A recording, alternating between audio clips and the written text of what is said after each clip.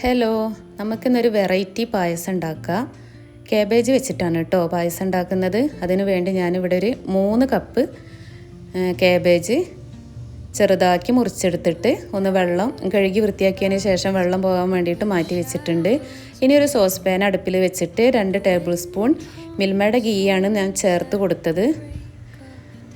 ഇനി അതിലേക്ക് വളരെ നേരിയതാക്കി അരിഞ്ഞു വെച്ച നമ്മുടെ കാബേജ് കൂടി ചേർത്ത് കൊടുത്ത് നന്നായിട്ടൊന്ന് വഴറ്റിയെടുക്കുക. ഈ കാബേജിനൊരു സ്മെല്ലുണ്ടല്ലോ, ആ സ്മെല്ല് പോകുന്ന വരെ വഴറ്റിയെടുക്കണം കേട്ടോ. ലോ ഫ്ലെയിമിൽ വഴറ്റിയാൽ മതി. ആദ്യം ഒന്ന് ഹൈ ഫ്ലെയിമിൽ ചൂടാക്കിയതിന് ശേഷം ഒന്ന് ലോ ഫ്ലെയിമിലാക്കി കൊടുത്തിട്ട് നന്നായിട്ട് വഴറ്റിയെടുക്കുക. ഞാനിത് ഒരു ഓണം കോമ്പറ്റീഷനിൽ ഈ ഒരു പായസം ഉണ്ടാക്കിയിട്ട് ഞാൻ പ്രൈസൊക്കെ വാങ്ങിയിട്ടുണ്ട് കേട്ടോ. അപ്പോൾ നമ്മുടെ വീഡിയോ കാണുന്നവർ സബ്സ്ക്രൈബ് ചെയ്യാതെയാണ് കാണുന്നതെങ്കിൽ ഒന്ന് സബ്സ്ക്രൈബ് ചെയ്യണേ. അപ്പോൾ നമ്മുടെ എന്താ പറയുക, കാബേജ് നന്നായിട്ട് വഴന്ന് വരട്ടെ. അതായത് വെന്ത് നല്ല കുഴഞ്ഞ് വരണം.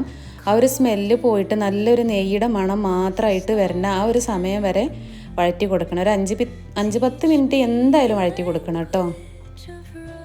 ഇനി ഞാൻ ഇതിലേക്ക് ഒഴിക്കുന്നത് 1 ലിറ്റർ തിളപ്പിച്ച പാലാണ്. തിളപ്പിച്ച പാൽ തന്നെ ഒഴിക്കണം എന്നൊന്നുമില്ല, നമുക്ക് പാല് നേരിട്ടിട്ട് ഒഴിക്കാം. ഞാൻ ഒന്ന് വേഗം സ്പീഡിലാവാൻ വേണ്ടിയിട്ട് അങ്ങേ പുറത്ത് അടുപ്പിൽ പാല് വെച്ച് തിളപ്പിച്ചു എന്നേ ഉള്ളൂ. പിന്നെ ഒരു 4 ടേബിൾ സ്പൂണ് പാൽപ്പൊടി അത് കലക്കി ഒഴിച്ചിട്ടുണ്ട്. പിന്നെ ഒരു 1/4 കപ്പ് ചവ്വരി ഒന്ന് വേവിച്ചിട്ട് അതും ഒഴിച്ചിട്ടുണ്ട് കേട്ടോ. ചവ്വരി വേണമെന്ന് ഒരു നിർബന്ധമില്ല, നമുക്ക് പായസം ഒരു കുറുകിയ പരുവത്തിൽ കിട്ടാൻ വേണ്ടി ഒന്ന് ഒഴിച്ചു എന്നേ ഉള്ളൂ. അത് വേണമെങ്കിൽ നമുക്ക് സ്കിപ്പ് ചെയ്യാം കേട്ടോ. പിന്നെ പഞ്ചസാരയ്ക്ക് പകരം ഞാനിവിടെ കണ്ടൻസ്ഡ് മിൽക്ക് മാത്രമാണ് ഒഴിച്ചു കൊടുത്തിട്ടുള്ളത്. അത് നിങ്ങളുടെ ഇഷ്ടം പോലെ, ഒന്നുകിൽ പഞ്ചസാര അല്ലെങ്കിൽ കണ്ടൻസ്ഡ് മിൽക്ക് ഏതെങ്കിലും ഒന്ന് ഒഴിച്ചു കൊടുക്കുക. ഇനി നന്നായിട്ടൊന്ന് തിളക്കട്ടെ.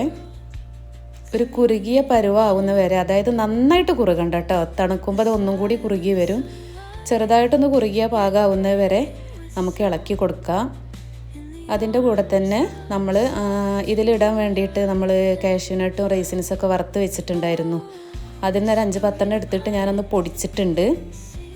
അത് ഏലക്ക, പഞ്ചസാര, അതുപോലെ ഈ കാഷ്യൂനട്ട് വറുത്തത് കേട്ടോ, നമ്മളൊന്ന് പൊടിച്ചിട്ട് അവിടെ വെച്ചിട്ടുണ്ട്.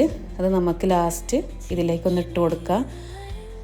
അതിൻ്റെ ഇടയിൽ ഞാനൊരു ടീസ്പൂൺ കൂടി നെയ്യ് ചേർത്തിട്ടുണ്ട്. ആ നെയ്യ് വേണമെങ്കിൽ ചേർത്താൽ മതി കേട്ടോ. നെയ്യുടെ നല്ലൊരു ടേസ്റ്റ് കിട്ടാൻ വേണ്ടിയിട്ടാണ് കുറച്ചുകൂടി നെയ്യ് ചേർത്തത്. അപ്പോൾ ഇത്രയേ ഉള്ളൂ നമ്മുടെ കാബേജ് പായസം. വീഡിയോ ഇഷ്ടമായാൽ എല്ലാവരും ഒന്ന് ലൈക്ക് ചെയ്യണേ, ഷെയർ ചെയ്യുക, എല്ലാ ഫ്രണ്ട്സിനൊന്ന് ഷെയർ ചെയ്ത് കൊടുക്കണം കേട്ടോ. എല്ലാവരും ഓണായിട്ട് കാബേജ് പായസം ഉണ്ടാക്കട്ടെ. അപ്പോൾ അടുത്ത നല്ലൊരു വീഡിയോയുമായി വരുന്നത് വരെ എല്ലാവർക്കും ബൈ.